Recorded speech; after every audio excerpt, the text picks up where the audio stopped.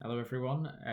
We have further changes to the coronavirus job retention scheme from HMRC. This is the third update to the guidance and hopefully the final one, although we still have no news on holidays and furlough leave yet, which is the one burning question many employers are asking. I'll just go through the changes in summary. We're also updating the FAQs, which will be posted on our website and on LinkedIn as well. First clarification is that foreign nationals are eligible to be furloughed. Many visa restrictions explain that employees cannot claim access to public funds, and furlough pay will not be counted as public funds. Businesses can furlough employees on all categories of visa. Now, we confirmed in a previous video that there are no plans at all to allow employees who joined their company after the 28th of February to be furloughed. The one exception to that is a clarification on the transfer of a business under TUPE. So if employees were taken on under a TUPE transfer after the 28th of February, so they retain continuity from a previous employer, those individuals can be furloughed. So that's the only narrow exception to the rule requiring employees to have started with a business on or before the 28th of February 2020. It's been clarified that national insurance and pension contributions on the 80% or £2,500 cap can be claimed, but for clarity, it's only on the furloughed amount. So any top up that the employer pays, you would be responsible for the NI contributions and pension contributions on that top up. And those pension contributions have to be paid into the scheme as well. So if you are claiming the employer contribution, that payment must go into the pension scheme as normal. One minor piece of clarification on the restriction on undertaking work while furloughed.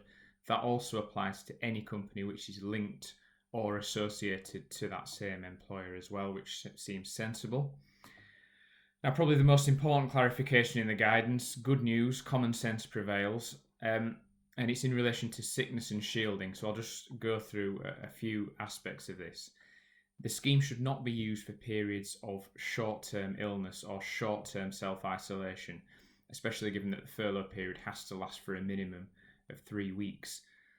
So if an employee is working as normal and then becomes sick or has to self-isolate for the 7 or 14-day period, the guidance says that furloughing should not be used in those circumstances.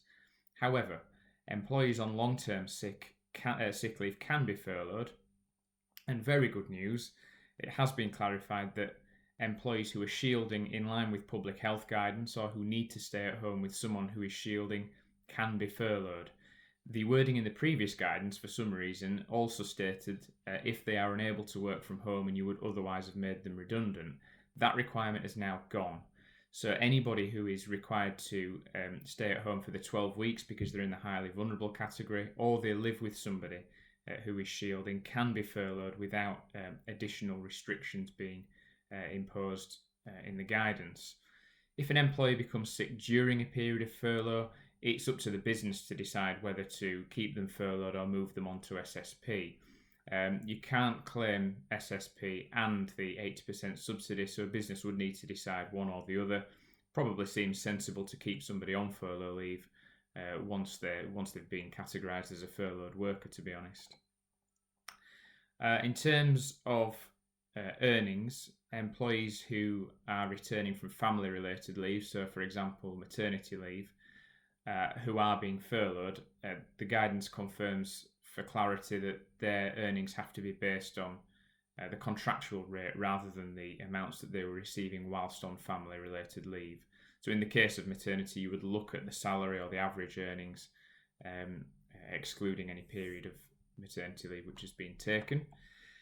And finally, there is some additional information which a business will have to gather when submitting their pay information on the portal, which is due to go live on the 20th of April, fingers crossed. So the additional information that you will need to gather are the national insurance numbers for your employees, the names of the employees being furloughed, the payroll and works numbers for those employees, and your self-assessment unique taxpayer reference, your corporation tax unique taxpayer reference, or company registration number. So I think that's probably the final changes which will be made to the guidance.